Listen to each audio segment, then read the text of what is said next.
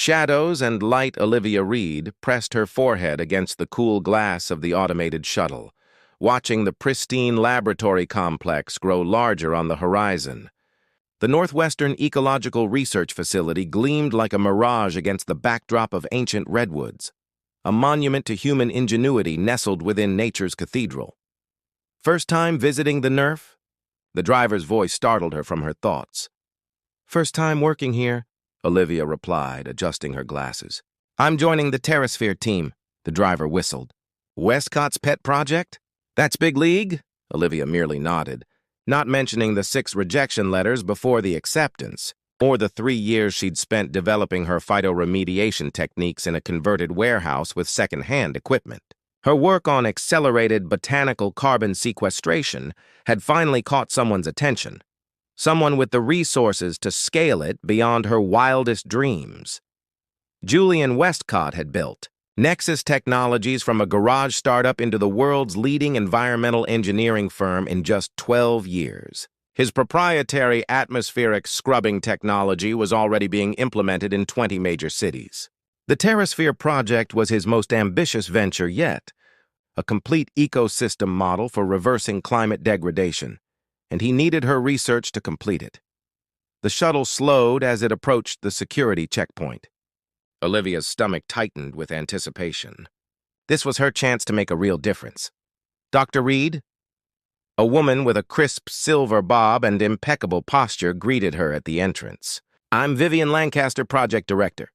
Welcome to NERF. The facility was even more impressive inside, a harmonious blend of laboratory spaces and indoor gardens where scientists moved with purpose. Vivian guided her through a labyrinth of research wings, explaining protocols and introducing key team members.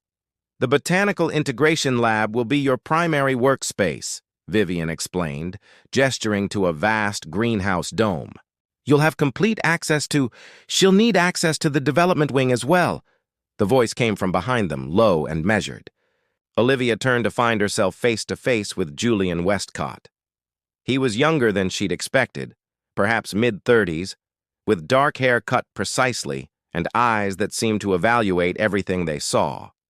Nothing like the charismatic tech mogul from magazine covers. This man was quieter, more contained, with an intensity that seemed to bend the air around him. Mr. Westcott, Vivian acknowledged. I thought you were in Singapore until Thursday. The conference ended early. His attention shifted to Olivia. Dr. Reed, your paper on mycorrhizal network enhancement was illuminating. It wasn't exactly praise, but Olivia straightened her shoulders. Thank you. I'm looking forward to integrating those principles into the Terrasphere model. Show me how. He gestured toward the lab. Now, if you don't mind, Vivian shot her an apologetic look, but Olivia welcomed the challenge. As they walked, Julian fired questions at her, specific, technical, occasionally skeptical. She answered each one without hesitation, occasionally challenging his assumptions about botanical systems. By the time they reached her workspace, something had shifted in his demeanor. The coldness had receded, replaced by cautious respect. Your proposal suggested a 40% increase in carbon sequestration rates, he said, studying her workstation. Can you deliver that consistently? With the right conditions, 45%, Olivia replied. But it requires connecting the plant communication networks in ways that haven't been attempted at this scale. A ghost of a smile touched his lips. That's precisely why you're here, Dr. Reed. Over the following weeks, Olivia immersed herself in the project. The work was exhilarating, every resource she could dream of at her fingertips, surrounded by brilliant minds pushing the boundaries of environmental science. And then there was Julian.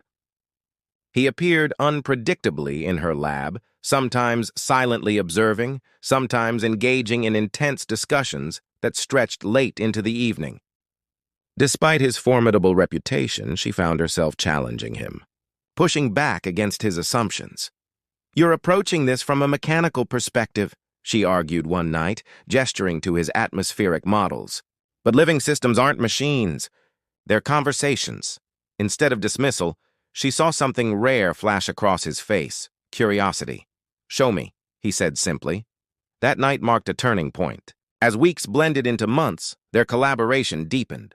Julian began seeking her input on other aspects of the project.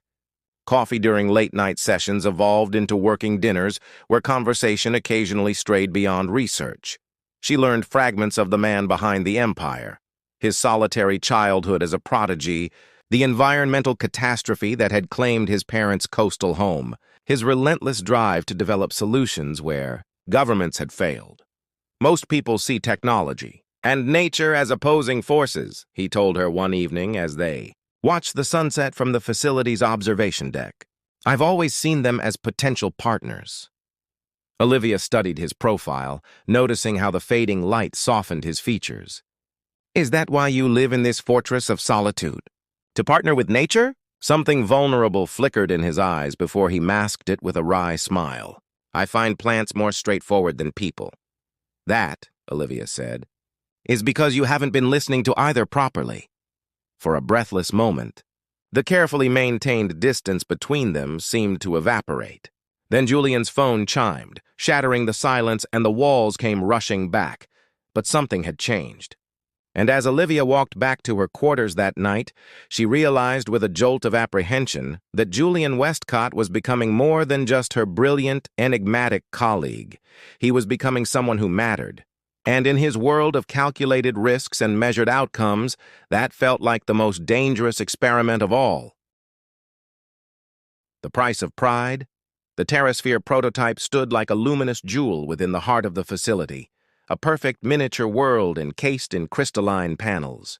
Inside, Olivia's enhanced botanical network thrived, the plants communicating and adapting at unprecedented rates. After 9 months of relentless work, their creation was ready for the final integration test. The carbon sequestration numbers are exceeding projections by 12%, Olivia reported, not bothering to hide her smile as she handed Julian the tablet. Their fingers brushed, a brief contact that sent a current through her skin. Julian studied the data, his expression revealing nothing, though she'd learned to read the subtle tells, the slight relaxation around his eyes that signaled satisfaction. The Johannesburg conference will be an ideal platform for unveiling these results. About that, Olivia said, setting down her equipment. I've been thinking, perhaps I should present the botanical integration findings myself. Julian's posture stiffened imperceptibly. I've already prepared the presentation. The board expects me to deliver it. Of course they do, Olivia said carefully. But the mycorrhizal communication framework is my research. Don't you think your research funded by my company developed on my equipment? Julian interrupted, his voice cooling several degrees. Your contribution will be acknowledged appropriately. Olivia stepped back, stung by his sudden shift to corporate territory. This isn't about credit, Julian. It's about explaining the complexity of living systems. You understand the mechanics, but I understand everything about this project, Dr. Reed. He returned to the formal address they'd long abandoned in private. Perhaps you've forgotten the scope of what we're doing here. This isn't just about your plants. No, she said quietly. It's about your legacy, his eyes flashed. It's about saving the planet while there's still something left to save. The people who can implement this technology worldwide don't need poetry about plant feelings. They need hard data and cost projections. That's the problem with your approach, Olivia countered, her own frustration rising. You've never understood that transforming people's relationship with the natural world requires more than just efficiency metrics. The tension between them crackled like static electricity. In the months of working side by side, something profound had developed.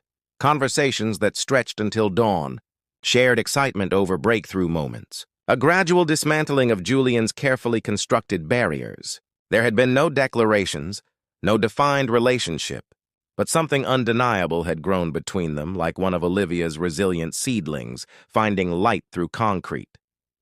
Now, in the space of minutes, she watched him reconstruct every wall. I think we've lost perspective, Julian said finally, his tone measured in that way she'd come to recognize as emotional retreat.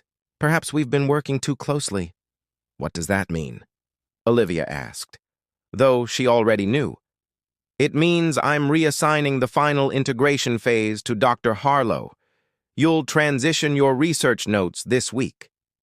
His eyes refused to meet hers. The proximity of our working relationship has created complications, unnecessary emotional entanglements. Olivia felt ice spreading through her chest. "Emotional entanglements," she repeated. "Is that what you call it when someone actually sees past your carefully constructed image? When someone cares about the person, not just the visionary?" Julian's expression hardened. "What I call it is a distraction we can't afford. Not with what's at stake." "You're right about one thing," Olivia said, removing her lab coat with deliberate calm. "There are stakes here you refuse to acknowledge, but they have nothing to do with carbon metrics and everything to do with your fear of connection. This is precisely why personal relationships have no place in pivotal scientific work," Julian replied coldly. "They cloud judgment and create unnecessary drama." "No, Julian. What creates unnecessary drama is pretending you feel nothing when we both know that's a lie." She placed her access badge on the workstation. "You don't need to reassign me. I'm resigning." Alarm flickered across his face, the first genuine emotion he'd shown. "Don't be irrational. Your work here is... My work will continue elsewhere," she cut him off. "With colleagues who understand that science without humanity is just machinery." She walked out of the lab with her head high, ignoring his call to wait. 3 days later, she left the facility for good, the Pacific Northwest falling away beneath her as the plane carried her back to her modest university position. Julian made no attempt to contact her. The Terrasphere unveiling proceeded as scheduled, making global headlines. Olivia watched the press conference from her apartment, noting the shadows beneath Julian's eyes as he delivered flawless answers about technological specifications. Not once did he mention the botanical communication network at the heart of the system. She channeled her heartbreak into securing a research grant for community-based restoration projects. The work was meaningful, if smaller scale, and gradually the sharp edges of disappointment began to soften. Until 6 months later, when a text message from Vivian Lancaster illuminated her phone screen at 3 a.m.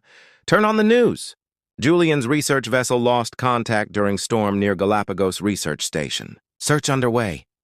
And just like that, the careful distance Olivia had constructed collapsed into nothingness. When stars fall. The first 48 hours after the Helios research vessel lost contact were a blur of contradictory reports. A storm of unprecedented magnitude, communications equipment failure, 3 crew members rescued by the Ecuadorian Coast Guard, and Julian Westcott, along with 2 researchers, unaccounted for after the ship's emergency evacuation.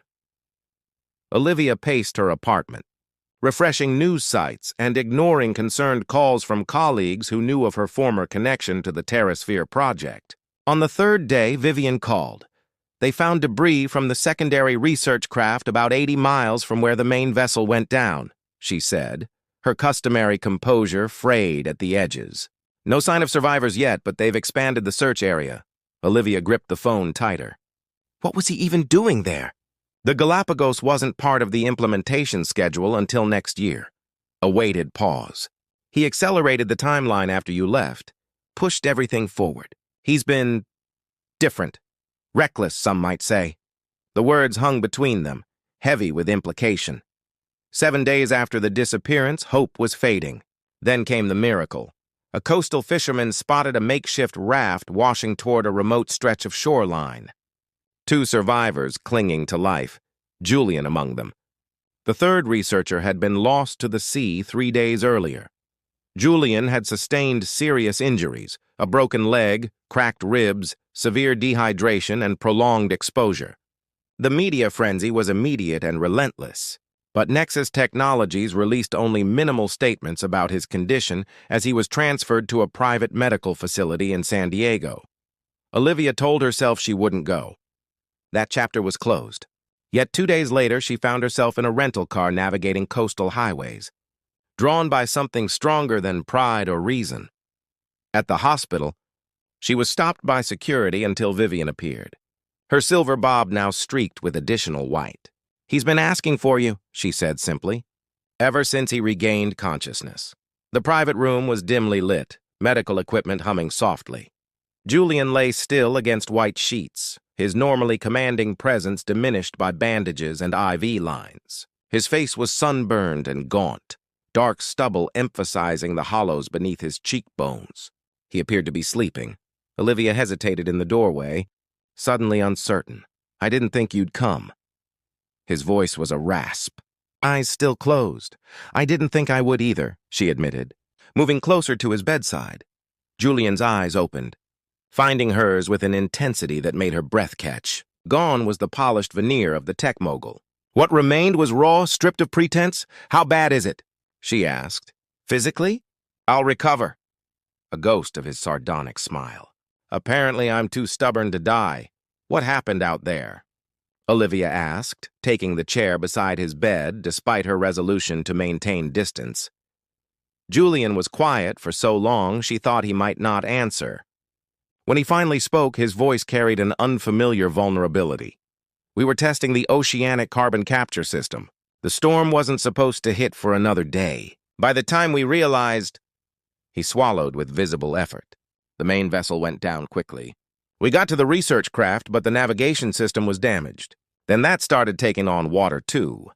He described the makeshift raft, the endless horizon, the blistering sun followed by frigid nights. But it was what happened on the fourth day that changed everything. "Dr. Nguyen didn't make it," Julian said, his voice breaking. "He had a family, 2 daughters. He showed me their pictures every morning while we rationed our water. And then he was gone. And I was still there, and I couldn't understand why." His hand sought hers across the blanket. Olivia hesitated, then took it, feeling the new calluses on his once immaculate fingers. "I had so much time to think out there," he continued, "about what I'd built, what I'd sacrificed for it, what I'd thrown away because I was too afraid to—" His fingers tightened around hers. "When you believe you're about to die, the barriers between truth and self-deception become very thin." "Julian, no, let me finish. I need to say this." His eyes held hers with painful honesty. "You were right about me, about everything. I built an empire to save a world I was too afraid to fully inhabit. I pushed away the one person who saw past every wall because vulnerability terrified me more than failure." The monitor beside the bed registered his elevated heart rate. A nurse appeared in the doorway, eyeing them with concern. "I'm fine," Julian told her curtly, not releasing Olivia's hand. When they were alone again, Olivia studied his face. "Trauma can create temporary emotional responses. You don't have to—" "This isn't trauma talking," he interrupted. "This is clarity. I've spent my life believing control was safety. That emotional distance was strength." A bitter laugh escaped him. It took being utterly powerless against the ocean to understand what real strength looks like. Outside the window, the sun was setting over the Pacific, the same ocean that had nearly claimed him. The golden light softened the harsh edges of his injuries. "I'm not asking for another chance," Julian said quietly. "I don't deserve one. But I needed you to know that I understand now what I couldn't before. And I'm sorry." The simple apology, so unlike his carefully calibrated corporate statements, pierced straight through Olivia's defenses. But 8 months of heartache had taught her caution. "Recovery is a long road," she said finally, "and realizations are easier than change." A shadow of his old determination crossed his face. "Then I'll prove it. Not with words, but with every choice from this moment forward." As Olivia left the hospital that evening, she felt something shifting within her, not forgiveness yet, but perhaps the beginning of possibility. And for the first time since she'd walked away from the terrasphere, she allowed herself to wonder what might grow in the space between broken and healing. Broken constellations. Autumn painted the Berkeley Hills in shades of amber and russet as Olivia guided her students through the community restoration plot. 8 months had passed since Julian's accident, and life had settled into a rhythm of teaching, research, and small but meaningful environmental projects. "The mycorrhizal network extends through the entire system," she explained, kneeling beside a young oak. "These fungi are like nature's internet, allowing plants to communicate and share resources." A soft chime from her phone interrupted the lesson. Another message from Julian, the third this week. Unlike the desperate pleas of a man grasping at emotional straws that she might have expected, his communications had been thoughtful, measured. Updates on changes to the Terrasphere project, articles she might find interesting, occasionally a simple observation about his ongoing recovery. She hadn't responded to any of them. Later that evening, as rain tapped against her apartment windows, Olivia finally opened his most recent message. The revised Terrasphere proposal is being presented to the UN Climate Council tomorrow. Your botanical communication framework is now central to the implementation strategy with full attribution. I've attached the presentation. Your perspective would be valuable if you're willing. The attached document revealed something extraordinary. Julian had completely restructured the Terrasphere approach, moving away from a purely technological solution to an integrated biocentric model, one that honored the complexity and intelligence of natural systems. Her research wasn't just acknowledged. It formed the philosophical foundation of the entire project. Before she could reconsider, Olivia typed a response. The integration looks comprehensive. I'm curious about the community implementation approach on page 47. His reply came within minutes. That section needs work. The technological framework is there, but I'm missing the human element. Any suggestions would be welcome. It was the I'm missing, rather than it's missing, that caught her. Attention, a small but significant. Acknowledgement of personal limitation, rather than external fault. She found herself sending detailed notes, which evolved into a 2-hour video call discussing implementation strategies. As their conversation wound down, Julian finally broached the subject they'd carefully avoided. I've been rebuilding more than just the Terrasphere since the accident. Olivia met his gaze through the screen. I've noticed. Not just professionally. His eyes held steady. I've been working with someone. A therapist. He said the word as if it were still foreign to his vocabulary. Addressing the patterns that led me to prioritize achievement over connection. To fear vulnerability more than failure? Olivia set down her tea, surprised by his candor. The Julian Westcott she'd known would have considered therapy an admission of weakness. That takes courage, she said simply. Less courage than continuing as I was, he replied. The accident may have forced the revelation, but the choice to change. That's daily work. Something in his humility touched her more deeply than grand gestures could have. Why are you telling me this? Because you were the first person who saw through my carefully constructed facade. And because, he hesitated, because I value truth between us, regardless of what happens next. After the call ended, Olivia found herself thinking about growth, not just in her forest systems, but in people. Whether profound change was truly possible or merely a temporary adaptation to circumstances. 3 weeks later, she agreed to consult on the Terrasphere's community implementation phase, professionally, with clear boundaries. The work would be remote, limited to weekly virtual meetings and document reviews. Yet when Julian suggested a site visit to view the redesigned prototype, she found herself accepting. The Julian who greeted her at the Northwestern facility was physically changed from the man she'd seen in the hospital, the limp barely noticeable now, his frame leaner, less polished. But the more profound differences lay in his demeanor, an openness that replaced his former carefully controlled presence. He guided her through the transformed facility, where the hierarchical structure had given way to collaborative spaces. Researchers from diverse backgrounds, not just scientists but indigenous knowledge holders, community organizers, and environmental educators, now had places at the decision-making table. You've been busy, Olivia observed as they walked through the expanded botanical dome. Rebuilding isn't just about replacing what was lost, Julian replied.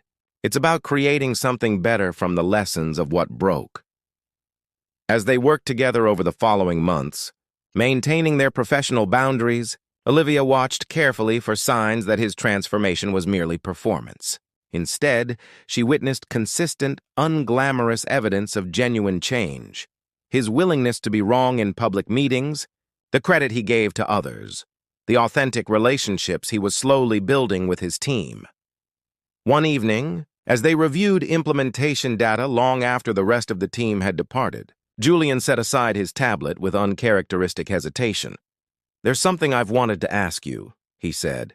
"The Environmental Education Center in Oakland that you've been developing, I've read your proposal." Olivia raised an eyebrow. "How did you get access to that?" "I asked your department chair," he admitted. "It's brilliant work, bringing restoration principles to urban communities, creating living laboratories for students. The kind of foundational change that technology alone can't achieve." "It's still just a proposal," Olivia said. "The funding isn't there yet," Julian nodded. "Nexus would like to fully fund it, no strings attached. Not as a subsidiary or branded initiative, simply as a grant to your university department with you retaining complete directorial control." Olivia studied him, searching for the corporate calculation behind the offer. "Why would you do that?" "Because it's exactly the kind of work that needs to happen alongside the larger technological solutions," he replied. "And because," his voice softened, "because supporting your vision is the right thing to do, regardless of anything else between us." In that moment, Olivia glimpsed something rare and precious, a person who had truly faced himself and chosen a different path. Not perfect, still learning, but fundamentally changed in the ways that mattered most. "Thank you," she said finally. "I'll consider it."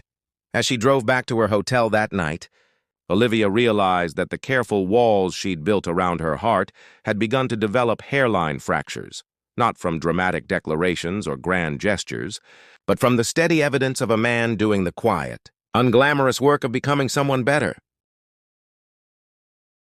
Beyond the horizon, the Oakland Environmental Education Center opened its doors on a brilliant spring morning 18 months after Julian's accident. Sunlight streamed through the living walls of the renovated warehouse, where urban students were already exploring the interconnected ecosystem exhibits. Outside, what had once been an abandoned lot now flourished as a community garden and demonstration forest. Olivia moved through the space, answering questions and watching with quiet pride as years of vision became reality. The center represented everything she believed in. That understanding natural systems could transform how people engaged with the world around them, starting in communities with the least access to environmental resources.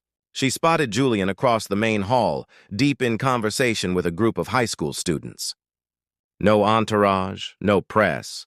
He'd specifically requested no publicity for Nexus's funding of the project. He was dressed simply, focusing intently on a young girl explaining her neighborhood pollution monitoring proposal. Their relationship had evolved gradually over the past year, professional boundaries softening into friendship, then something more.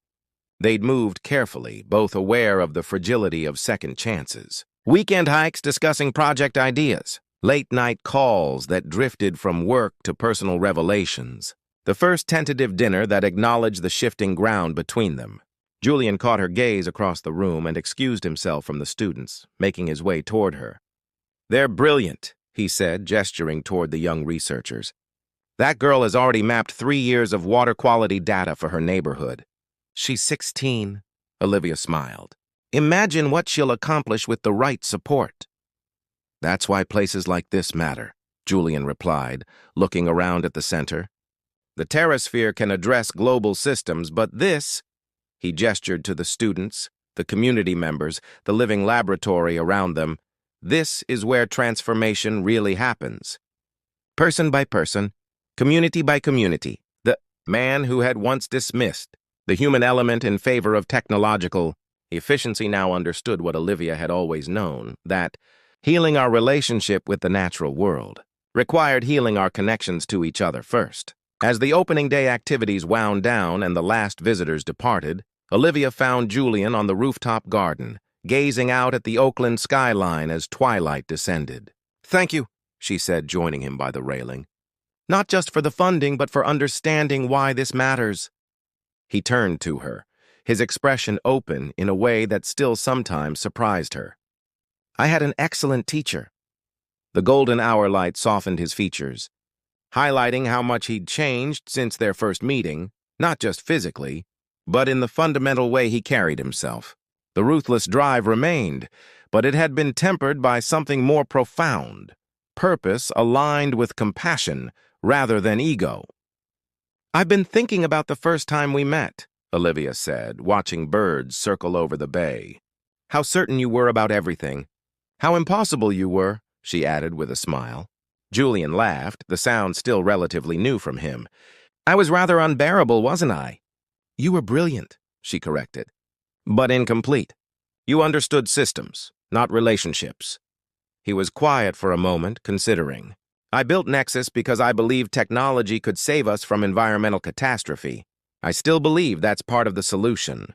But you showed me what I was missing, that we can't heal our relationship with the planet without addressing the ways we've disconnected from ourselves. From each other. Olivia studied him, this man who had journeyed from isolated brilliance to connected wisdom. The accident changed you. No, Julian said thoughtfully. It merely created the conditions for me to change myself. The possibility was always there. He turned to face her fully, as was my love for you. The simple declaration hung in the evening air between them. They had circled carefully around this truth for months, rebuilding trust through actions rather than words. I know we've taken things slowly, he continued, and I understand why that was necessary. But I want you to know that whatever happens between us, I'm grateful for the person I'm becoming because of knowing you. Olivia reached for his hand, feeling the familiar calluses that had replaced the corporate smoothness. The person you've become is someone I've come to love, she said quietly. Not because you're perfect, you're still impossibly stubborn, she added with a smile, but because you had the courage to break open rather than break down.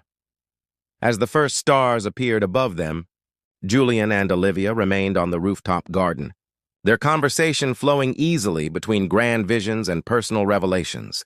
Below them, the education center stood as testament to what they had both come to understand, that the most profound transformations happen not in isolation, but in relationship, not through control, but through connection. And as Julian's fingers intertwined with hers, Olivia thought about the resilient systems she had studied her entire life, how they thrived, not despite disruption, but often because of it, finding new balance and greater strength in the aftermath of change. Their story hadn't been a fairy tale. There had been no magical transformation, no dramatic rescue, just two people doing the honest, imperfect work of growth. The walls between them hadn't crumbled in a single dramatic moment, but had been dismantled brick by brick, replaced by something more permeable and alive. As they left the rooftop garden and walked together through the quiet building that represented both their separate visions and their shared future, Olivia realized that perhaps this was the truest kind of love story, not one where perfect people find each other, but where two incomplete beings create the conditions for each other's becoming. Tomorrow would bring new challenges, new projects, the continuing work of healing both human systems and natural ones. But tonight, beneath a canopy of emerging stars, they had found something precious in a world of uncertainty, not the myth of happily ever after, but the deeper truth of fully present now. And for two people who had spent their lives planning futures and calculating outcomes, the gift of this present moment, imperfect, authentic, alive with possibility, was perhaps the greatest miracle of all.